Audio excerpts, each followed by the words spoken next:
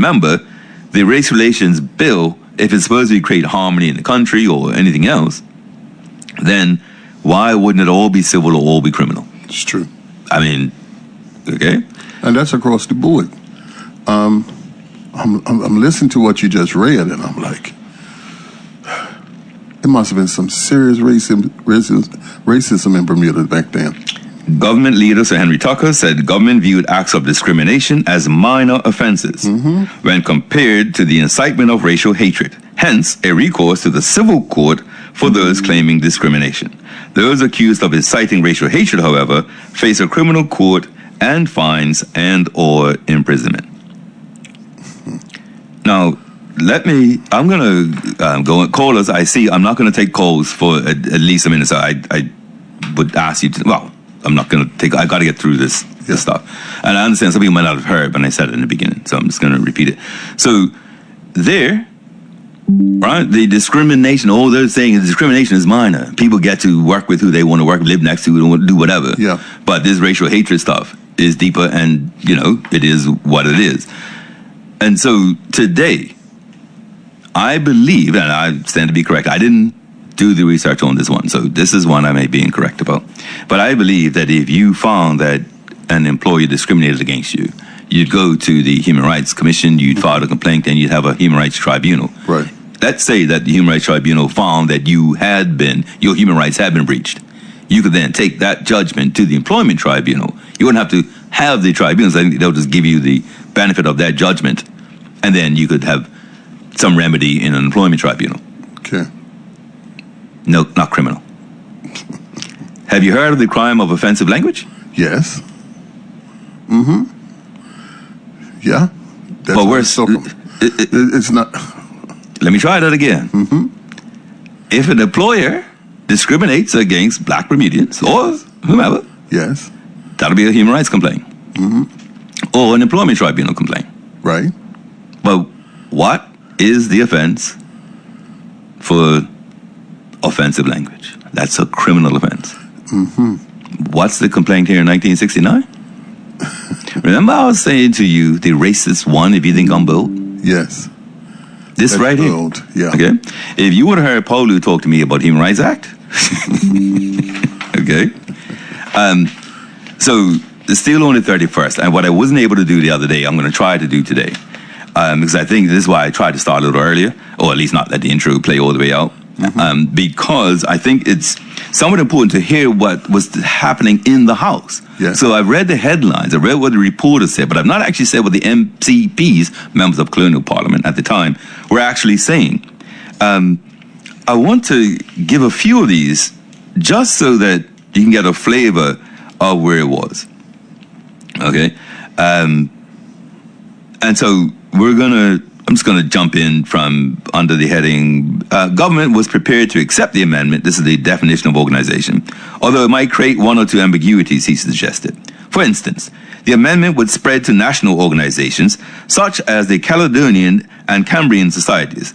They would not be able to discriminate on grounds of national origin. However, people would be able to take civil court action under this section of the bill, although it is inconceivable to him that anyone who is not Scottish would apply to the Caledonian Society to be a member. So let me just keep going. Sir Henry also pointed out that if the Black Power movement was recognized as an organization, it would be illegal for white people not to be allowed to attend meetings.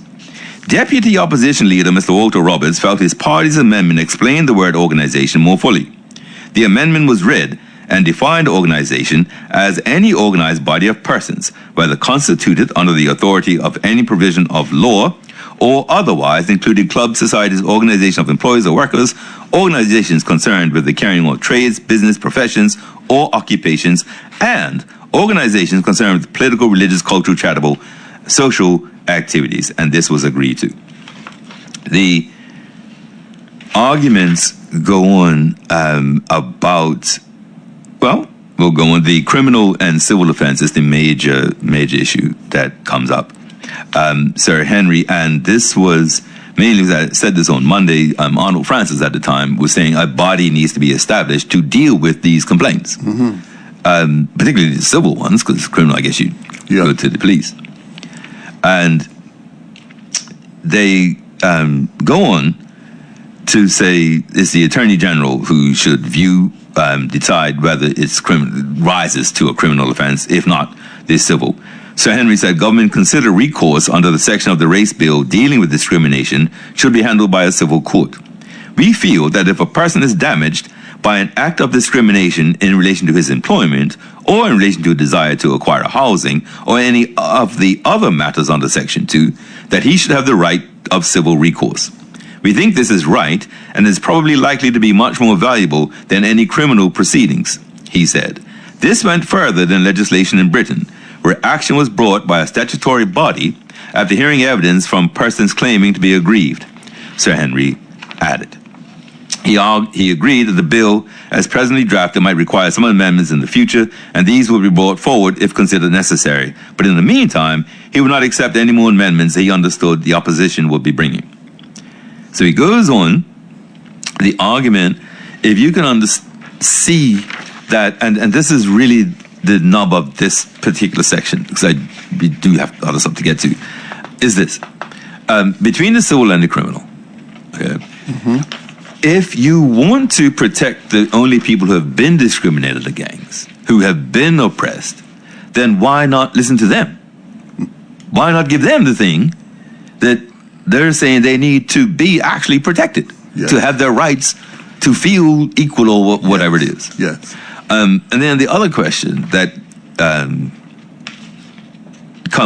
I'll leave it kind of comes from that, is if there was a Race Relations Act being brought, there is something else. So back then we went through the House first, and then you went to the Legislative Council, which is sound like the Senate now. And so the bill passes the House on the 7th of June, and it now goes to the Legislative Council. Let's just say the Legislative Council was a lot hotter than the House of Assembly. But the question I really have about this, if there were no political parties, is it likely that the black men would have voted, of the EPP, would have voted in favor of this bill? So let's say there were no political parties, like it had been up until parties, there was some in the 1800s and whatever, but in terms of under the Constitution, this is the laws that, we just had the Constitution in 68, and these parties were 63 and 64. Right. My guess is that if black members of parliament wanted to get together to bring legislation to outlaw discrimination or race relations, I think that all black men would have agreed with what the country needs in order to stamp it out. Yes. Some may be a bit more aggressive, some a bit more conservative, but I think they come out of the room with an agreed bill. Yeah. Right? I think so anyway. Yeah. Because it's about race, and it's all we've had. Right? It's a segregated slavery colonial country. Well, they too live with the effect. They live with that's my point. And without being a political party, where would their so-called social standing have come from? Exactly. Okay, so I think if all the black MCPs had gone in a room and come out, they would have agreed. I don't even know what the bill would have been, but I think they would have agreed. Instead, we have a race relations bill with some black people supporting it and some black people not. A race relations bill. Okay, and regardless of the strength or the quality of the bill, just understand that as a principle and what that does to the black community. Yeah. Instantly. Okay, those people are radical and want way more. These folks understand that we've got to get there in baby steps. What's wrong with those people over there? And those people over there, what's wrong with those sellouts over there? If they're gonna be over there, move those people along. I was just gonna say that that's probably where the word sellout came from. Because they weren't supporting their own people by voting. We'll come into that. I'm preempting you. There is a headline. Let me see if I can find the headline. You see how many pages I'm turning to get to that. So that's how far you took me. It's so far down. I haven't even got to tell you, so I'll be starting early. We got a lot to do. But I'll give you the word. Right. That you're going to use. It's quizzling. Quizzling. If anybody is there, and I'm sure some of our more senior vintage listeners giggled at that one. Quisling. Quisling. Mercy. And one of the members of the Legislative Council called another member a Quisling. Mercy. I will explain what a Quisling is when I get there. Okay. Assuming I get there. Because I'm looking at the stuff and I say, well, where did this go? Where did it go? It's a headline. It says Quisling. But in any event, so it's all the bills before the Legislative Council. And that's on the 12th. And on the 19th, the council's meeting on the 18th, I think it was. Right. When I'm telling you, hot. Steaming.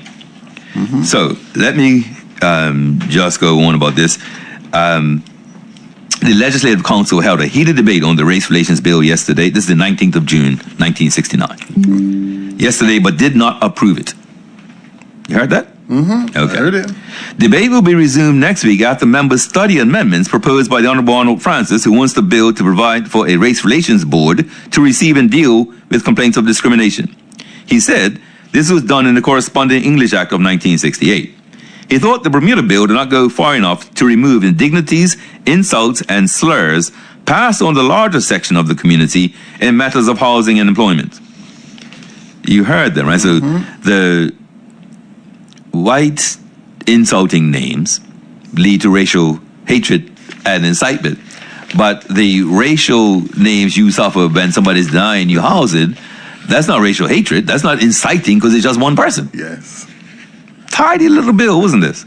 Boy, it served its purpose. The Honorable John Plowman, in charge of the bill, said such a body had of course been considered, but it was felt that in a small place like Bermuda, aggrieved persons could find organizations to take up their cases. So the law doesn't even put something in place to go to complain about the discrimination that you're suffering, but the police are going to deal with the shouting and the racial hatred and the incitement in words. The Honorable Arthur Hodgson dared Mr. Plowman to produce statistics showing income distribution as between black and white. He asked how many black people were directors of Holmes, Williams, and Purvey, the Bank of Bermuda, the Bank of Butterfield and Gibbons Company Limited. He said the bill was the height of hypocrisy and an incitement to racial hatred. Mr. Plowman said Mr. Hodgson had made what I can only term an extremely racial speech, emphasizing such differences as they are between white and black, and I use these terms at his request. You understand we're discussing a race relations bill, and this guy is complaining that Arthur Hodgson is identifying the differences between the races. Mm-hmm. Yeah. The system, but we're reading this. Mm-hmm. Boy. I'm reading this to you. Understand what's being done to the average black and white Bermudian. Yeah. Okay? He referred to myself and my colleagues as racist and indicated that there may be a racist policy in the firm with which I am associated. I say I can look him straight in the face as well as any other member of the community and defy him to say there has ever been any racist policy about the firm with which I am associated, from employees right up to the board of directors. Dr. the Honorable Stanley Raddery supported a motion to report progress on the bill so members would not be, in quotes, inundated for another hour or so by the paranoid disabilities of certain gentlemen in this chamber. He was speaking about Arthur Hodgson. That was Stanley Raddery. Remember I was asking about the effect of political parties? Yes. Okay.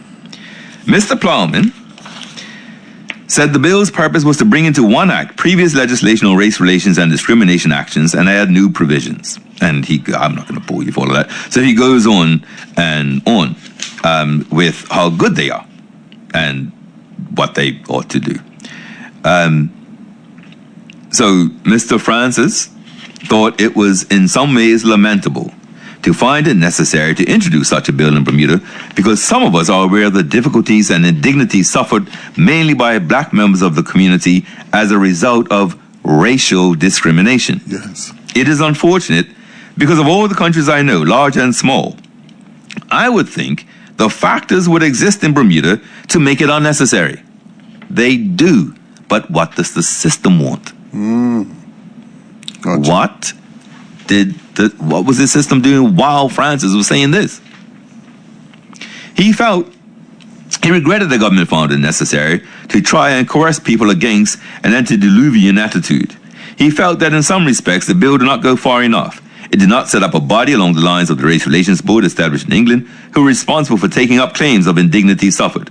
He regarded as the most important part of the bill the one removing indignities, insults, and slurs passed on the larger section of the community. He did not think the bill showed an intention of pursuing discrimination in housing and discrimination speedily and vigilantly. Then it goes on a bit. It's quite a long article, but Mr. Hodgson then kicks in, and Mr. Hodgson said the matter of epithets with which Mr. Francis found unimportant carried the biggest offense. This in and of itself is an incitement to racism. The government's own policy should be reassessed. Even in recruiting police, they want equal numbers. How many contracts have the government given to black and white people? The bill in itself is an incitement to hatred. Why did the government only go to white countries to recruit teachers, he asked. Even our own government, the laws are discriminatory. Every black person who comes to Bermuda can expect to be searched in a way that white people are not. One woman didn't get a full search at the airport, so they took her to Warwick and pushed her bags out in the street to search her. Did the Attorney General intend to take proceedings against existing discrimination in schools? The government still hasn't taken steps to correct the imbalance. We had a report years ago recommending upgrading of inferior schools by higher grants. It was never implemented. Not true, says Dr. Rattery. Schools that are traditionally white are still in receipt of greater funds than black schools. Untrue, said Mr. Plowman. Yes, untrue, he screams. Untrue, said Mr. Hodgson. I'm not screaming, Mr. Plowman. I am, said Mr. Hodgson. You are. Yes, you are, Mr. said Mr. Plowman. Yes. It's something to scream about, said Mr. Hodgson. When prejudiced people can sit and insult us, I dare him to bring in statistics to show the proportion of income that goes to black and white. I challenge him to do this to show their sincerity. He declared that Bermuda High School could make it without government aid because of the incomes of families, while Central School couldn't exist without government funds. I could go on, okay? But I think, yeah, go on, sorry. I'm just imagining all this going on. Tell me something, maybe this is off the wall question, but how long did these sessions go on? This one went on for about on this particular day, right, all day and night. Wow. There were a few days on this, and when you think that they wouldn't accept the amendments, here are the amendments. This is in the same paper. Okay. The Honorable Arnold Francis proposed amendments to the Race Relations Bill call for constituting a Race Relations Board to obtain compliance with Part 2 of the bill and the resolution of differences arising out of any of those provisions. Part 2 of the bill deals with unlawful discrimination in access to public places, hotel accommodations, and facilities for banking or insurance, grants, loans, credit or finance, education, instructional training, entertainment, recreational refreshment, transport or travel, or the services of any business, professional trade, or local or public authority.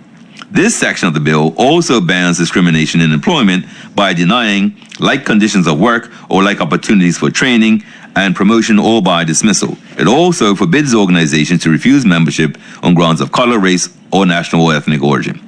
And it outlaws discrimination on these grounds in housing.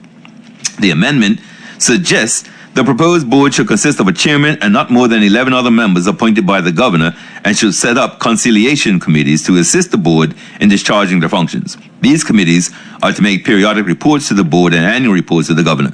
The board or committee should receive complaints within 1 month of the act complained of and investigate them, and then try to get the parties to settle the matter. If this fails, they are to determine whether to bring proceedings. The board are to notify the parties in writing of what action they propose to take. The board may appoint assessors to assist. I have some experience with the Human Rights Commission and Human Rights Tribunals and Human Rights Act. Mm-hmm. That just described exactly what still happens today. Yeah. So if I have a complaint against you, yeah, I go to the Human Rights Commission. Mm-hmm. I say, Willie treated me like this, and he treats people who don't have my demographic differently. Right. They will write up the complaint formally. We'll send it to you, get your opinion. You will provide a response.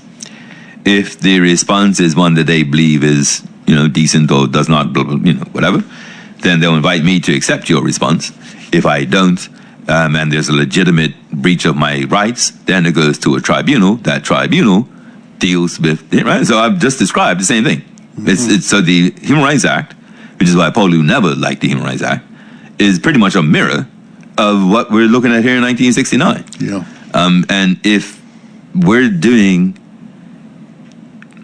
the people most affected by segregation and racism and slavery in the country get the reins and leave the exact same system, then we're going to get the exact same results regardless of who's actually got their hands on the steering wheel or the lever or the button, because the button or the lever is still going to do what the button and the lever is designed to do. Yeah. It's not that deep. So the bill failed in the upper house. The next day in the recorder, race relations bill defeated in the upper house. Only slight progress was made on the second reading in the Legislative Council on Wednesday of the government's race relations bill, which carries penalties of $1,000 fines and 2 years imprisonment for incitement to racial hatred. The Honorable John Plowman, member in charge of the bill, put off debate for a week so members could consider amendments proposed by the Honorable Arnold Francis. Ready for this one? Leader of the Democratic Party. Yes. Sorry? Yeah. What? Well, that's another party that existed. Exactly. Wasn't that the first party? No, but you crazy? What you mean?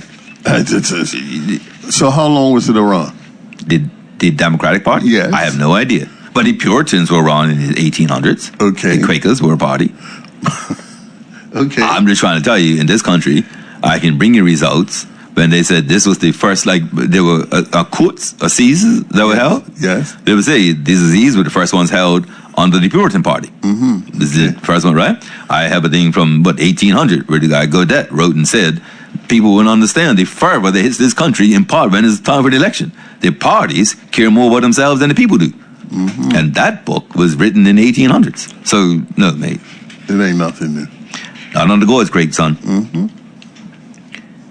Amendments, who wants to include a section which will make it possible for aggrieved persons to refer their cases to an investigative board, as is the case in the UK. Just as a pause there, what was going to happen if you had, remember, Tucker himself says, oh, you can find organizations to help you out. Let's assume, right, that you go to the Friendly Society, right? Yes. I mean, the big ball shop, right? And you go, this man, what'd you get? I'm looking at the bill as it is, right? Okay. And in order for a bill in Bermuda to get passed, it has to go through ascension. So the governor will have to grant that. Absolutely. So if he looks at the bill and his scholars and his court, Yes. and they see that it's something that the UK in particular doesn't agree to, would he ascend it? No. So, brings me to my question, my real question. All ears. What happened? What happened what? In the UK at that time, right? How was it in a similar bill that was passed? Absolutely. And did our bill mirror that? They say so. They say so. Okay. I'm just saying, the bill is one thing. Working the bill, so having somewhere to actually file your complaint, while they have the police to call. Yes. And let me say, without an investigative body, what was going to be the process? Exactly. Right? Callers, I'm sorry, I'm not taking calls yet. I'll let you know, maybe the second hour, maybe around 3:30. So there was no avenue to enforce this. This is Francis's amendment. This is what I'm saying, and that's what I'm saying. We got to read it as printed, because that's what that's what the system was producing, right? Okay. So, again, if you're looking for this board, and you're thinking it should investigate, yes, and Plowman's like, all right, let's take a look at this. Let's rise, and we'll take a look. He really rose because Hudson was flogging him. I mean, yeah. Anyway, so they rise, right? Okay? But so they rise about this bill, and so partly on the criminal and civil, it's blatant, right? Right. But then the board. And all Tucker has to say in the House, and this is how you know all this is undermining the Black Power Conference, or just say we've done something, or we're not so bad, or if you act up, we're going to lock you up, or was because I'm sure they can find somebody to investigate this. Well, Tucker has to say in the House, and this is how you know all this is undermining the Black Power Conference, or just say we've done something, or we're not so bad, or if you act up, we're going to lock you up, or was because I'm sure they can find somebody to investigate this. Well, who's going to say, hi, Mr. White, Mr. Brown here has a complaint. We'd like for you to show up at 10 o'clock tomorrow at our house so that we can ask you questions about how you handled Mr. Brown. Like, really? No, it ain't gonna happen. Of course not. Yeah. Right? And so all of the arguments coming out of the opposition will be a heated debate, a slight debate, or rude, or you called me this, he called me that. Yes. When we're just trying to bring those people, they're never going to be satisfied. But listen to what the debates were about, right? What the amendments were about. Yeah. And so here you see what this system was designed Yes. to not actually fix race relations, not even equip those who get discriminated against with a tool to fight that discrimination, Right. not a deterrent on those who discriminate.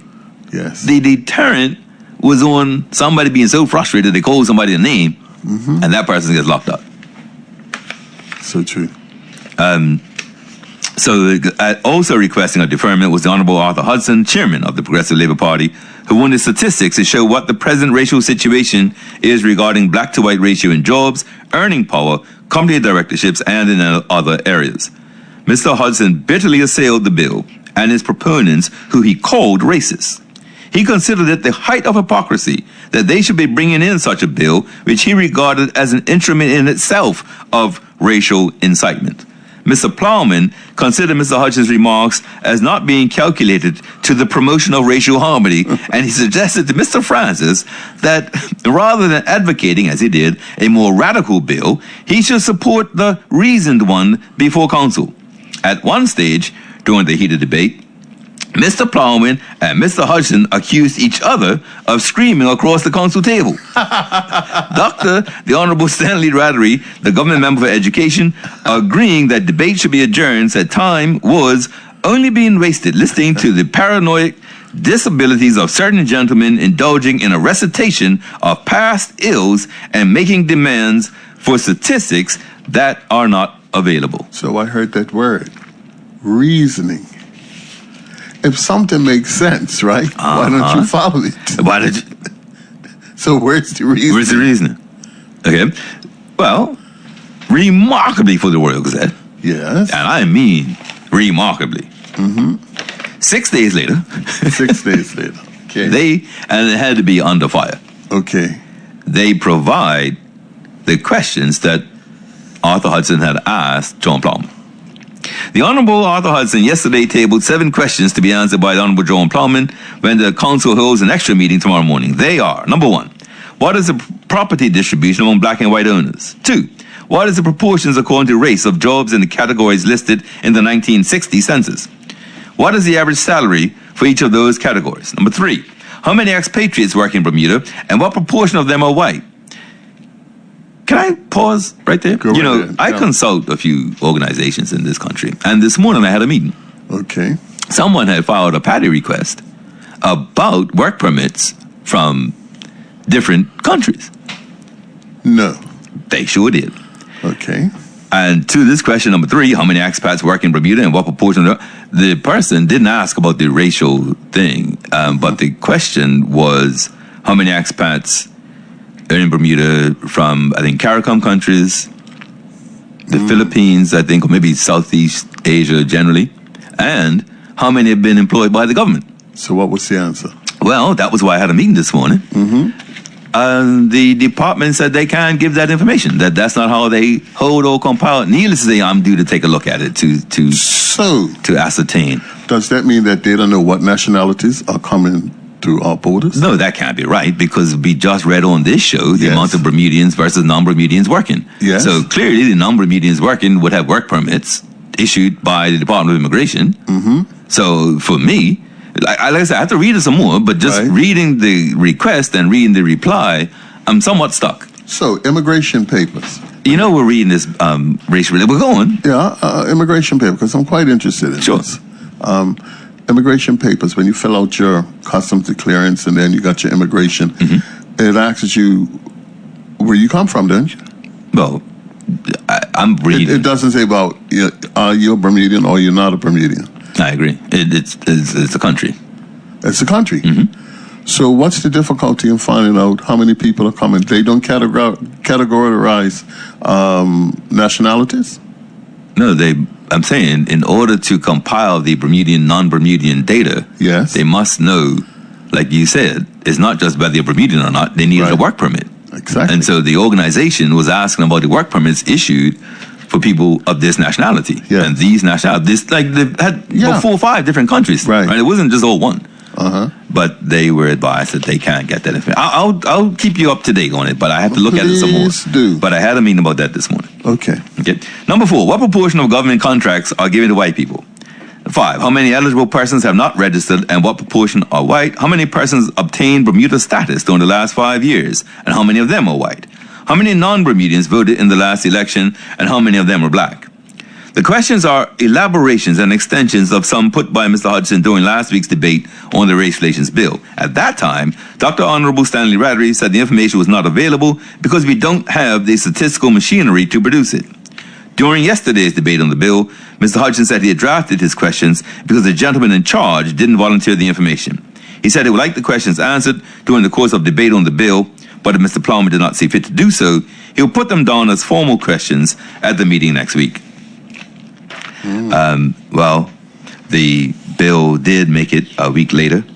The controversial Race Relations Bill was hammered through its second reading through the Legislative Council yesterday, making it almost certain to become law. The bill will now go for a third and final reading on Wednesday.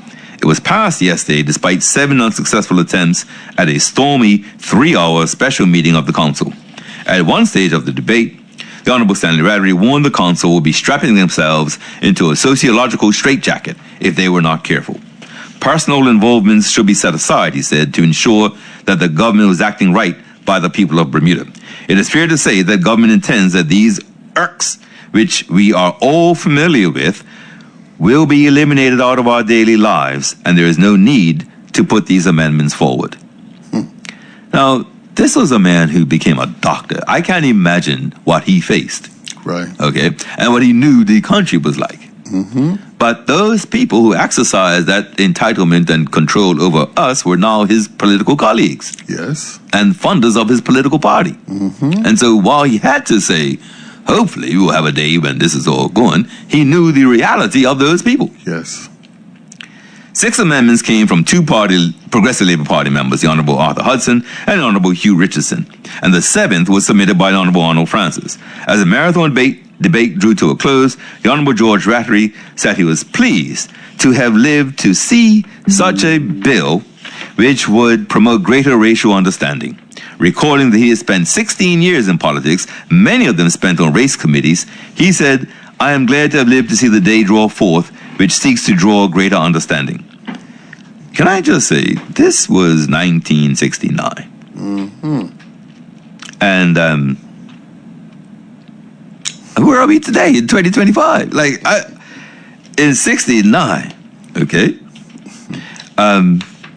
So this, they have a number of discussions. Mr. Francis thought that the government should spell out exactly who may be liable for apprehension and prosecution, as it was not set out that officers of a corporate body should be prosecuted. Right? Think about it. You apply for the job, you get the no. Right. It's my signature on it, so you want to sue me, but I'm not Corey. I'm Chief HR Officer of Whitey Incorporated. Yes. So you're not suing me personally, you're suing me in my office, right? I say, but I'm going to carry out the CEO, and it's that's the board. Who do you sue? Boy.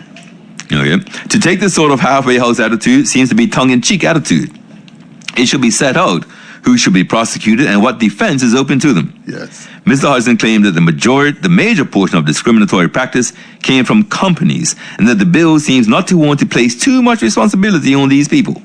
He thought that if the practice was to be stamped out, then the government should be anxious to clarify the matter. Mr. Plowman replied that adequate coverage lay in the interpretation bill, and that it was not practicable to enlarge on every conceivable possibility. No one, he explained, could escape the definition. Mr. Hodgson also complained that the government discriminated in the awarding of building contracts to firms run by black officials, even members of the council. He was very aggrieved to find that after some small research, that contracts went to white-run firms while black-operated ones were ignored. So I just want you getting a flavor for what's going on, right? And this, a few weeks ago, I read out something from Dr. Hudson and said that black societies need inexorable supporters and those who will fight nonstop for equality. Well, right here is the example, right? If people just say, "Oh, they're bringing a race relations bill," great. We don't. Why are you even arguing with them? Okay. Well, to ensure that you are, and look how we slept to walk into. Our Human Rights Act does precisely what that government wanted in 1969. Yes. Precisely. Yes. And the criminal code. And here we are. 56 years later. 2025, thinking we're all that and bragging about our Human Rights Act. So then the act, by the 7th of July, the act passes the Legislative Council. But I want to I'll save this one for. So in any event, that was the Race Relations Bill. It eventually got through the House and Legislative Council. There was only one amendment from the opposition, and let me say, a race relations bill that was crafted by the demographic who crafted it, brought to the House by the UBP, of course. Yeah. And it was not a measure of conscience. So let me just drop that in there. There are times when there's an issue, say same-sex marriage. Yes. Where the party leader, and I say party because it doesn't matter if you're government opposition, the party leader will say, by the way, tomorrow's vote, 3-line whip. Yes. 3-line whip is you will be present, you will speak on it, and you will vote on it. Please say that one more time. You will be present, you will speak, and you will vote in favor. Now, that's not entirely accurate, but you get what I mean by 3-line whip. Yes. The opposite of that is a conscience vote. Yes. Okay, so a lot of lifestyle votes go that way. Okay, so whether same-sex marriage, I don't know that the cannabis bill went that way, but things where you think people have very, very strong personal principles.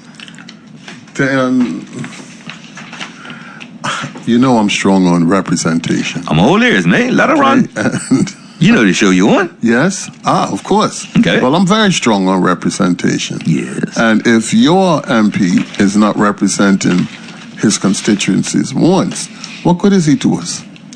I remember a certain party said they were going to give people the power of recall. Remember that one? That was on the platform. Oh, man, listen, I'm what's maybe an educated observer, but I'm still just an observer. Yeah. And so when we say, well, things haven't changed, why would they? The system. The system. And the system is so concrete that a tax reform commission will say their report, not this one, but the 2018 report's going back 40 years with no action. Right? 1978, the House of Lord Peer, right, says independence will give, right? And then says we gave you the Constitution in 68, then we give you right before they go independent. Wow. So how did they give us a thing that they would have thought in 68, well, they ain't gonna be here much longer. You know, let's let's start them on their way. Yeah.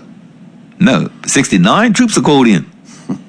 Anyway, so we read, by the way, I need to put you back on the case. If you recall, on Monday, I read some excerpts from Dr. Paulu Kamerkavega Roosevelt Brown's autobiography. Yes. And in order to get away with that on air, I needed you to be the bleep man. Do you remember? You were the beat man? Oh, but back to that. It's Paulu. Okay. So I read about the race relations bill because he and others characterized it as something that was brought in to undermine the Black Power Conference. So I want to just read you his comments. Yes. Around, and I don't want to ruin the way some other information I have is coming out, but no, it looks like we're all good. You know what? What? You might not need to be. Okay. Okay. Soft stuff. Hold on, wait a minute. Yeah. It's soft. It's not so, but it's just before he was saying stuff and I was reading a quote. Yes. Now it's just describing people a certain way. So I didn't say, there's no quotation marks. It's just a word, right? Like that fat guy. Yeah. Whereas before, it was fat was in quotes because he was saying, I told him his fat. Yeah. Now it's just that fat guy. And so they didn't step out, like jump out of the page. So if you do have Me One, the autobiography of Paulo Kamaka-Fega, on page 159, under the heading, Events at the Black Power Conference. The imperialist, colonial, and fascist powers mobilized their secret services and stationed them around the world to stop or delay many persons of color from traveling to Bermuda for the Black Power Conference. Many participants informed me when they arrived in Bermuda how they'd been harassed at airports when they were traveling to Bermuda, and some of their traveling companions were not allowed to travel at all. A number of people entered Bermuda International Airport and were refused entry into the country. Therefore, one can see how the CIA, FBI, MI5, MI6, Interpol, and other government secret services joined forces to prevent the participants from coming to the conference. And just as a matter of housekeeping, remember, we all were leading this from a paper entitled Britain's Secret War on Bermudian Black Power, published in 2022 by an author, Perry Blankson. And he speaks about doing freedom of information requests and declassified information that the UK, the Bermuda government, the governor, the Canadian, and the American governments were all at work to interfere with the conference. Yes. So that has been proved outside of Paulu. This book was published long before that paper was written. Okay. So understand, he knew is what I'm trying to get at. Right. When participants arrived in Bermuda, I informed them all that we would not allow any participants to have individual or collective press conferences during the Black Power Conference, but we intended to have a single collective press conference at the end of the conference.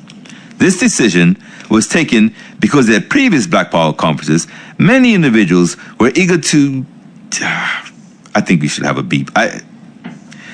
This is not a bad word, but I just don't think I should say the word. Okay. So, because many individuals were eager to beep to the press about one thing or the other and ended up not doing any collective work for the benefit of all the people. When the press finally caught up with me outside City Hall, I had an impromptu press conference in which I did not really answer the questions the way the press wanted me to answer them. I just repeated to them that this is black people's business and we will have a press conference at the end. All the major news media came to Bermuda. BBC, ABC, NBC, CBS, the French press, and many other individual newspapers from around the world as far as Australia. They were not allowed to attend any of the workshops. We had members of the PLP Youth Wing as our security to keep out any news media, foreign or local. They were also there to keep order at all workshops and ensure that all persons attending the workshops of the Black Power Conference have proper identification. Finally, they did not allow any white people to attend any workshops or gatherings of the conference. There was... Hello, Willie? Beep. No, you were I needed you, I'm coming out. I'm ready. I know, but you weren't looking at it. I was letting you know. You know something? I'm got in here covered. Okay. So sorry. My apologies. I hope you're ready. Okay. Strap in. There were some black local Uncle Tom creeper policemen doing their duty for the white oligarchy. When our security officers reported to me that they were participating in our workshops, I instructed the youth wing security officers to allow those policemen to remain in the meeting. Perhaps they would learn something. Yes, I was the organizer of this Black Power Conference with the tremendous help and support I received from the Bermuda Progressive Labour Party Youth Wing, which was very successful in organizing accommodation for people, arranging for the taping of all workshops, printing materials, and overall security. Accommodations for conference participants were found in black-owned guest houses and homes of black individuals. The black population in general was very courteous, helpful, and friendly, and this helped to make the conference a tremendous success. As I moved around from workshop to workshop, it was very encouraging to see the extremely large numbers of Bermudians who were participating fully and sharing ideas with their brothers and sisters from overseas. Also, I could see a great deal of solidarity being expressed by local black people, because at the conference, we had a real cross-section of the black population attending the workshops. For example, in the education workshop, there was Dr. Marjorie Bean, Mr. F.S. Furbett, medical doctors, members of parliament, labor union workers, taxi drivers, students, and others. At the conference, the solidarity of people from all around the world was expressed with statements proffered during different sessions. We received telegrams and congratulations from the PLO.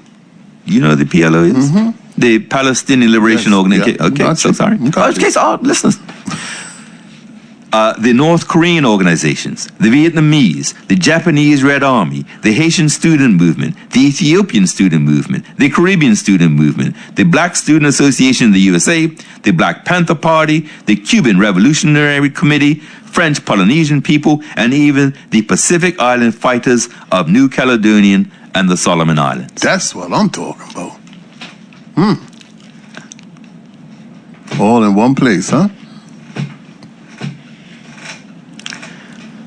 On Friday morning, the second day of the Black Power Conference at about 10:30, I received a long-distance call from the radio station 3WA in Australia. The caller asked me if I didn't mind his piping the conversation through the radio to the public of Australia. I agreed to this. Then he asked me, "What do you mean by Black Power?"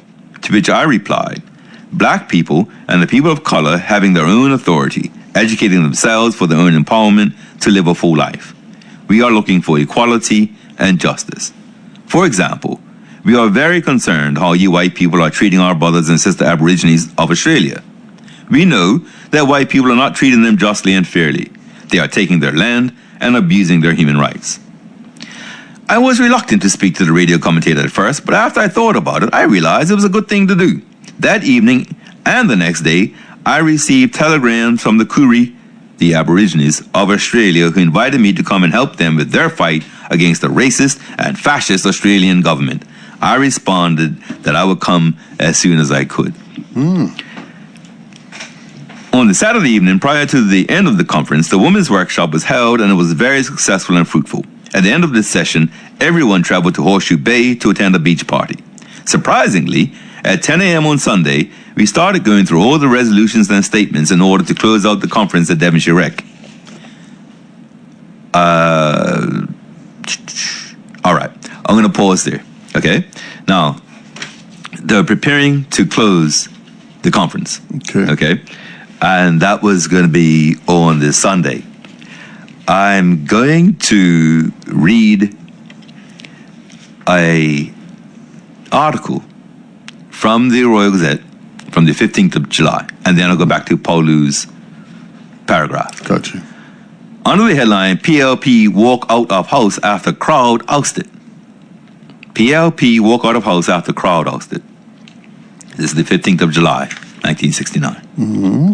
The Progressive Labour Party walked out of the House of Assembly yesterday after the gallery had been cleared of about 60 hecklers. There had been signs of trouble right at the start of the meeting. I'm sorry. 1 minute, Billy, look, I just got to say, I read this already. Obviously, I know what I'm about to read, right? Right. But this part, I was in my house, read this, and started giggling. And it just, I can't, it's not professional. So I'm trying to get it out now by saying this to you so I don't giggle when I read it again. Okay. All right, so. You ready? I think so.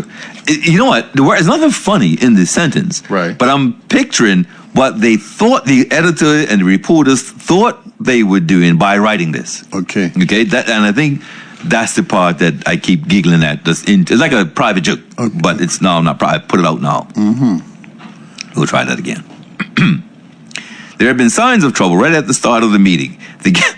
The gallery was jammed with dashiki-clad youths, and many of them spilled over into the lobby. Every now and then, a number of them gave the Black Power sign of a clenched right fist. Yes. Twice the speaker, Lieutenant Colonel J.C. Aswood, called for order and warned he would have the gallery cleared if interruptions and applause continued. The third time, he carried out the threat, and the gallery was cleared. Not on the orders of the Sergeant-at-Arms, Mr. Thomas Weldon, but by opposition leader Mrs. Lois Bond Evans and her colleague, Mr. Roosevelt Brown, organizer of the Black Power Conference, which ended on Sunday. Government leader Sir Henry Tucker later described the entire incident as deplorable and placed the blame onto the PLP for what he called inflammatory speeches to the gallery. Dr. John Stubbs of the UBP described the event as a major threat of intimidation and accused at least 3 members of the opposition of playing to the gallery and rabble-rousing. The first time people in the gallery became noisy was when they applauded the opposition for statements made concerning the stop list used at the airport. The speaker warned them that if they were to remain there would be no outbursts, or they would have to leave. He also ordered a path to be left so that members could leave and enter the chamber. Mr. Weldon vainly tried to make the audience obey this command, but they ignored him. Later during the debate on money bill, things got worse. On a point of order, Mr. William Cox drew the speaker's attention to members of the public who had gained access to the southern porch and were peering in through the windows over UBP members' heads. One youth was actually standing inside the open French window. "Why don't you shut up?" said Dr. Barbara Bowl, while opposition members told him to keep quiet and sit down. And Mrs. Brown Evans said they had every right to be here. It's their house. The speaker ignored the 20 or 30 people on the porch, but again asked for quiet. A few minutes later, 3 dashiki-clad young men unhooked the cord separating the gallery from the floor of the house and entered the chamber. Government leader Sir Henry Tucker, entered the chamber. The speaker rapped his gavel and in severe tones and the sergeant told the sergeant-at-arms to escort the men out of the chamber, but they continued going further into the house until Mr. Austin Thomas went to them and quietly guided them back to the gallery. Mrs. Brown Evans was in the middle of objecting to government borrowing money and in raised voice was advocating income tax to tax the people who have wealth, when she was loudly applauded by the gallery. The speaker then ordered the gallery cleared. Mrs. Brown Evans rose quickly to her feet. She recalled an incident 2 months ago when Mr. Brown had been suspended from the House. She implied that this was because of remarks made by UBP members which had incited him, and the same thing was happening now. Mr. William Cox, on a point of order, asked on what motion Mrs. Brown Evans was talking. She was obviously annoyed, but went on to say there had never been a chance for the people to watch legislation being processed in this House. "I urge you, Mr. Speaker, if people make a noise, inform them that in a people's democracy, you can't make noise in Parliament. This is what the Speaker should do, but not order them to leave the gallery," she suggested. I thought that was a good idea. Yeah. Right up until the Speaker says this, "Really?" Replied the Speaker, "I've already warned the gallery twice for noise and entering the bar, and I warned that any further interruptions, the gallery would have to be cleared. Until that is done, this session will be suspended." He then retired from the chamber, and Mr. Weldon attempted to move those in the gallery. No one budged until the opposition leader, Mr. Brown, went to them and asked them to go downstairs. Outside in the hall, the floor was littered with cigarette ends and torn up remains of pamphlets given to visitors attending House sittings. Several copies of newspapers also were in shreds on the grounds. Once outside, the number of chanting, shouting people swelled to about 170, and one of the chants was, "We shall not be moved." There followed a hush when Mrs. Brown Evans addressed them. She told the crowd to calm down and not let their emotions overcome common sense. She said the PLP would be marching out of the House and the crowd could wait until then and follow them. She urged them to go back to their homes and work. This was not the time for a show of strength. "The whole thing about power is that you use it when you want it," she explained. "We are supposed to overcome provocation." Then, she and the other 9 PLP members accompanied her back to the chamber. The meeting resumed after a 20-minute break before an empty gallery. Mrs. Brown Evans said that the words by the opposition earlier touched the gallery and the gallery applauded, and that seems to have touched off some fear in the government. She charged government with taking all kinds of precautionary methods over the Black Power Conference, including Royal Marines from Britain. She considered that since our numbers of PLP members in the House meant nothing to the UBP, we proposed to walk out of the chamber and not return for the remainder of today's session. They all trooped out of the chamber, went down the stairs, and were met by loud cheers from the group outside. They all then walked away, and a large number of them went to a meeting at the PLP headquarters in Alaska Hall. The UBP members remained in the House and concluded all members from the agenda before adjourning until Friday morning. Paulu, going back to the autobiography, says, "A protest march to the House of Assembly took place on Monday after the end of the conference. This was also very successful, but it frightened the hell out of the UBP government because black people were all in the public gallery, lining the steps to the House of Assembly, and even occupying the veranda of the building. The protesters also covered the lawn and the rest of grounds. The leader of the youth wing, Mr. Dennis Warner, walked into the House of Assembly, took the bar down, and began walking into the inner chamber, clutching the petition in his hand. The speaker shouted, "Somebody do something. You cannot come in here." Mrs. Lois Brown Evans stood up and escorted Mr. Warner back into the public gallery area and took the petition from him to give to the speaker. Meanwhile, the work of the House ground to a halt because there were so many people on the veranda, hanging in the windows, and there was a lot of talking in every corner. Finally, Mrs. Brown Evans spoke to the young people who had gathered and persuaded them to return to PLP headquarters. A policeman has been permanently stationed at the entrance to the House of Assembly since that day. Wow. That's true. There has been police there. It's true. It's true. Yeah. The first International Black Power Conference had such an impact on the world political scene that a number of organizations requested that the records of the proceedings and the resolutions be sent to them. I did not agree with this. See the letters at the end of this chapter. Letters were received from the UN Library in Switzerland, from professors of various universities, from countries in Africa, the Caribbean, Central and South America, the Pacific, and other countries. That was exciting. That was just leading up. Huh? Okay, so this is what I'm getting. If you were the average Bermudian, and you felt that Paulu was on one side of the system with his levers and buttons and the, if you will, the other folks, whatever, whether you actually think they were actual races or just the elite, the power, the descendants of the oligarchy on the other side, and you had to live in the country and live with your neighbor and work with all kinds of people and do all sorts, then what was the system doing? The way that was reported, again, I would say it's almost designed to say, well, what do they want? Right? We're bringing law. That's more than we've ever done before. That's right. And there's a statement. I brought another paper. I know it's going to be Thursday now. But there's a comment that came out of 2014 report on racism that a whole lot of Bermudians, it was the Aspen report.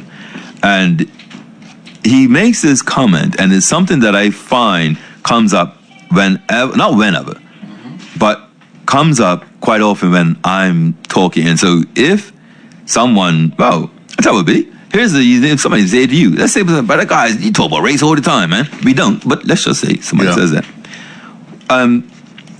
Let me just read this little thing, and I'm going to do this properly, but there are other reasons. This is from the Aspen Racial Dynamics in Bermuda in the 21st Century, Progress and Challenges, 2014.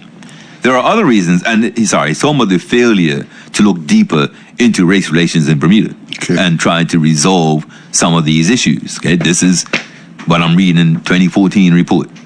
2014? Right. Mm-hmm. Yes. There are other reasons why deep racial introspection may seem unnecessary, futile, and even counterproductive here, Bermuda. One is possibly a belief that it makes no sense to focus on race while, in quotes, everyone is being hurt by economic recession. Along with this concern about unnecessary divisiveness, may be a fear that delving into race could be too painful. It might A, resurrect past grievances that just cannot be resolved, and B, unfairly criticize white Bermudians who do embrace equity values. And this next sentence is the part. It just seems more prudent to focus on, in quotes, how far we have come, rather than, in quotes, how far we still have to go, and to trust what seems to be the progressive arc of Bermudian history. Okay? So it's saying that I get you don't want to talk about how bad things were. Right. And it's far easier to say, look how far we've come. But I just showed you, the Human Rights Commission itself is based on this civil and criminal distinction. Mm-hmm. So, have we come any distance? No. And I'm not, this show is about being Bermudian, right? Okay? But we're in this for the moment. So, I have a lot more to do on the actual power Black Power Conference. I'm going to leave some of the other stuff for tomorrow to give a flavor of literally how this Babylon system treats us. That same Aspen report, I'm going to come back to that here and there because I think it's important. This is the 10th of June. So just now, the race relations bill, that stuff was passed, into the 10th of June. The Legislative Council session was the 2nd of June. Right? It passed the House the 31st of May. So we're now in the 10th of June. And this is the editorial in the Royal Gazette under the heading, Bishop's Decision. The decision of Bishop John Bright of the AME Church to attend and address the Black Power Conference here next month is being viewed with mixed feelings. By whom? I'm just honest to God. I know it's one sentence, and I know I've got a lot to read. But the AME Church, how in the world would they have mixed feelings about their bishop going to a Black Power Conference that's attracting people around the world? Therefore, what is that sentence designed to do?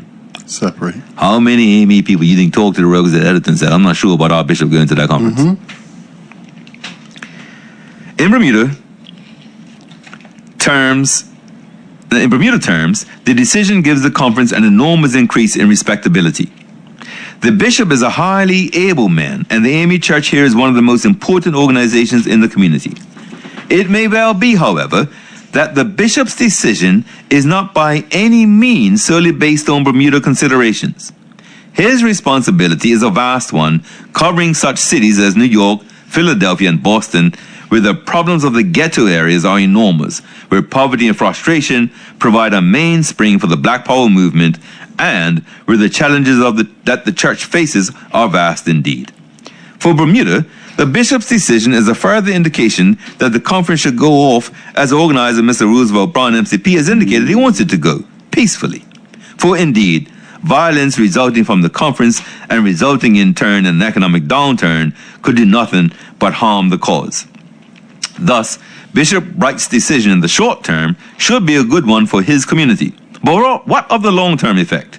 Over the past several years, a number of doors have been opened between the races, leading to what seemed to be a happily increasing harmony, with both sides seemingly to lose that dangerous feeling that members of the other race thought alike, acted alike, and were alike. We began to perceive individuals, and in the hope seemed to be that this process would continue to grow until instinctive racial reactions would finally disappear. You do realize that this is me now talking. You do realize this is 1969. Okay. The problem with the Black Power movement in a community such as this is that some of the doors may begin to close again. The tragedy this could cause is well illustrated in the troubles which have occurred in such places as Guyana, Cyprus, Belgium, and Northern Ireland. Because they've got racial issues in Northern Ireland, Cyprus, and Belgium, right? Yeah. For crying out loud. It is to be hoped that the bishop's part in the conference will assist to prevent this, but it will require careful work by him if the opposite is to not occur. The editor of the Royal Gazette, preaching to a bishop whose congregants are black. I'm not even going to, you know what? Ready for this headline? I'm ready. This is the easy one. Okay. That one was on the 10th, that editorial. Here's a headline from the 14th. Okay. A very good, and very good is in quotes. And this whole headline is bold caps, massive. A very good summer forecast for tourism. Why would I be reading out a tourism article on this paper, on this show? That's a good question. First sentence. We're going to find out. Next month's intended Black Power Conference should not hit the flow of tourists to the island. At least it seems the case, according to statements made at the monthly press conference held at the Department of Tourism and Trade Development yesterday. No? It hasn't hit you yet? No, not yet. I'll say it then. Mate, this was an international conference. People were flying in. Yes. Why would you say the conference won't hurt tourism when there are people flying in as tourists? Yes. Okay. Gotcha. The system. Yes. Got it? Instead of the article saying Bermuda's tourism is on for a bumper year, given the Black Power Conference is likely to bring in hundreds from overseas. Right. Couldn't that have possibly been a... They didn't want to give the conference any credit. I get that, but if you were reading this in 1969, yes, you'd be thinking, phew, people are still going to come even though the conference is happening. Yes. Not, but the conference is bringing people to Bermuda. Well, they're not going to make it as if the conference influenced that.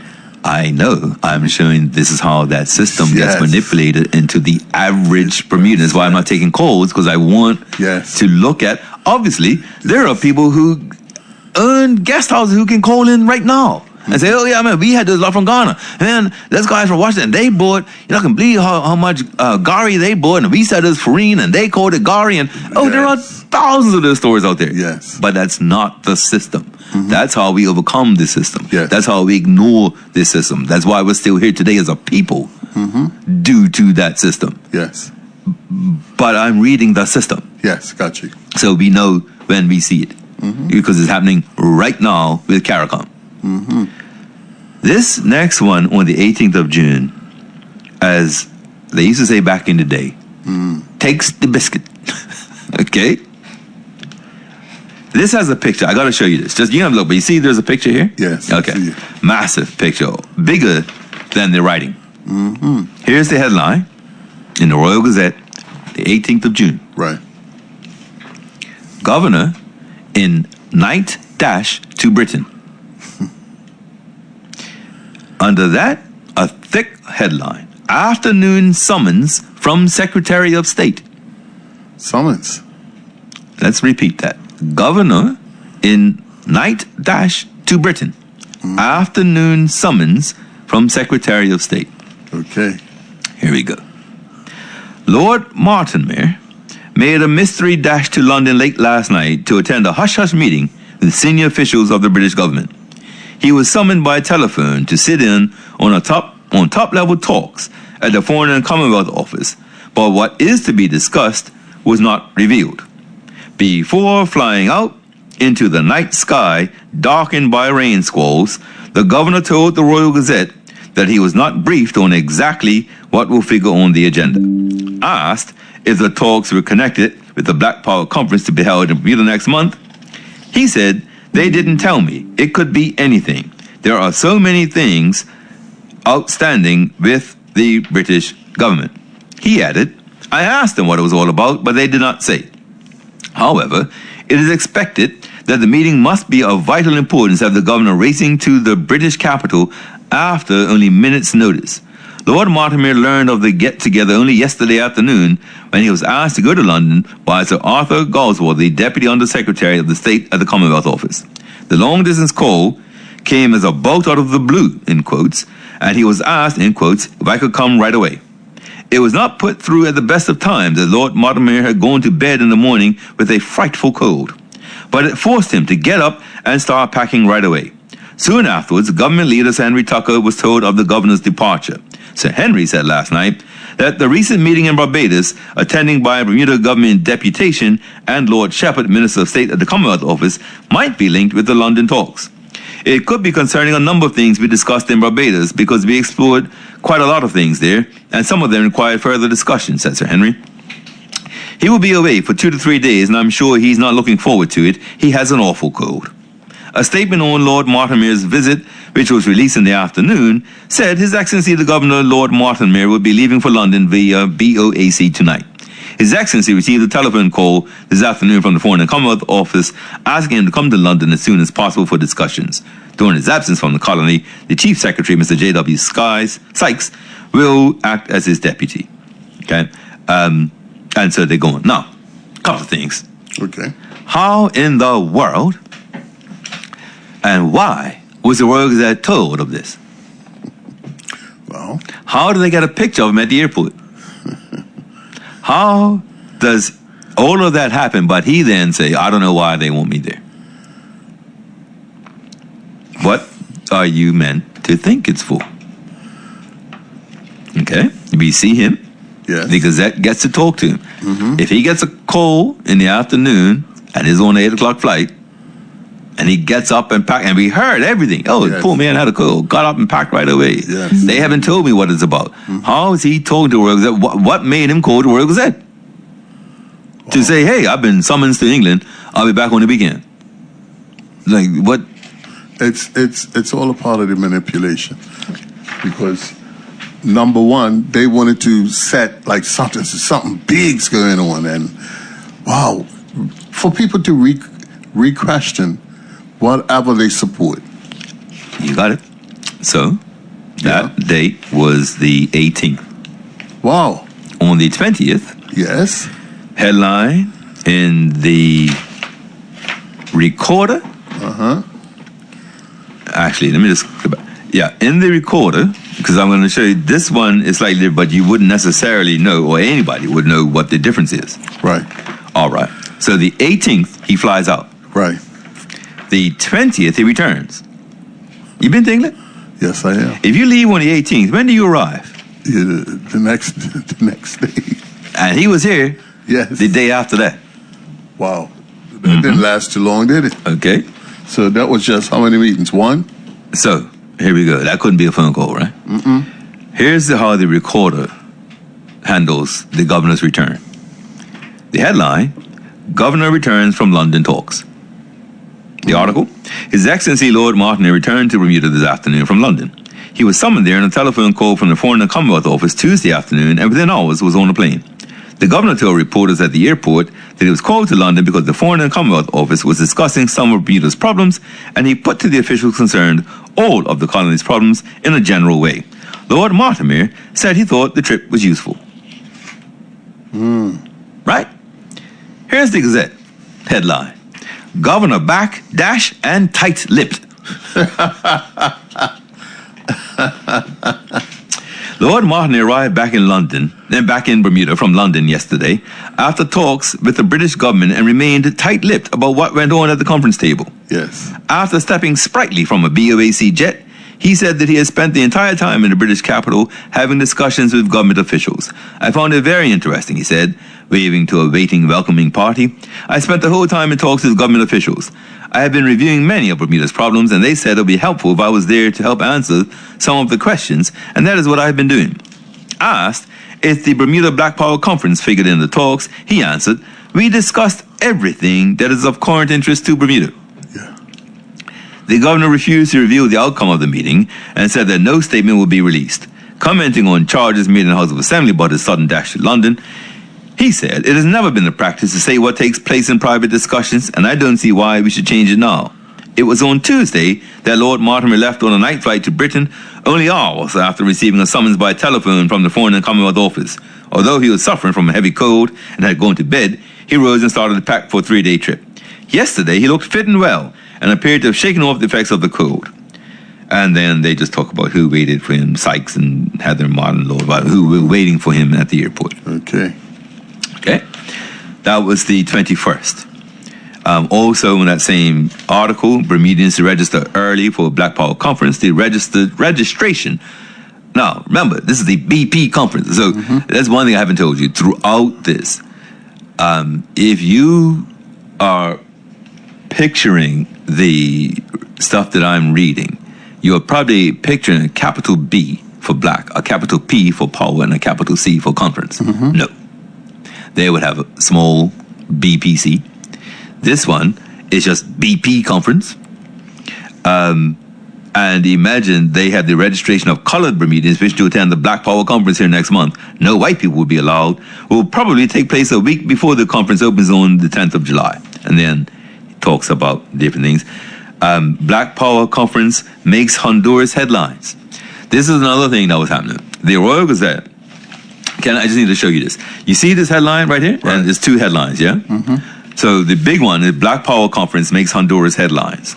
And it's an article, obviously, in the newspaper in Honduras, speaking about the Bermuda Black Power Conference. And they do that, but the article right below it, protesters seize radio station. Wait, what are you talking about? Oh, no, seriously. Yeah. In Uruguay, right? So, okay. so in other words, right? Yeah. They do a story that you think is positive, right? Yes. Honduras, because you got to think, why in the world would the Gazette put in a positive story about the Black Power Conference. Yes. Okay, well, they're selling papers too. Let me just say, the Gazette covered the Black Power every day. They knew black people would buy the paper, and white people who they were terrifying would buy the paper. And so they made a mint from the Black Power Conference. Yes, they did. So in the headline, Black Power Conference makes Honduras headlines. There's another article that shares the same space. Protesters seize radio station. In the Gazette's coverage of the governor in night dash to Britain, you know what the article was right below that one? Threats to Antigua radio station. Mercy. So they're putting violence next to the issues so that, right? Also on the 20th, I cut this one out because I wasn't going to play along anymore. Antigua names Black Power Talks delegate. So Antigua's Afro-Caribbean movement announced today it will send a representative to the first International Black Power Conference in Bermuda next month. So Honduras, Antigua, U.S., Trinity. Yeah. So this is all subliminal warfare. I don't think it's subliminal. But yes, sorry, yes. It is subliminal. Only now we're revealing. Yes. Absolutely right. That's why the system was designed to shake up black and white Bermudians. Yes. Right? The Aspen, that report I read earlier about how far we've come rather than how far. They've said black and white Bermudians need to understand they're both victims. But more importantly, there's a line in here that says Bermudians must begin to understand. Let me see if I can find it. Basically, racism would exist in Bermuda even without racists. Okay.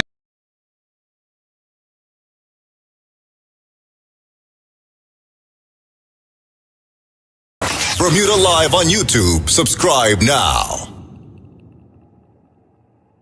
Bermuda Live on YouTube. Subscribe now. Bermuda Live on YouTube. Subscribe now. Bermuda Live on YouTube. Subscribe now. Bermuda Live on YouTube.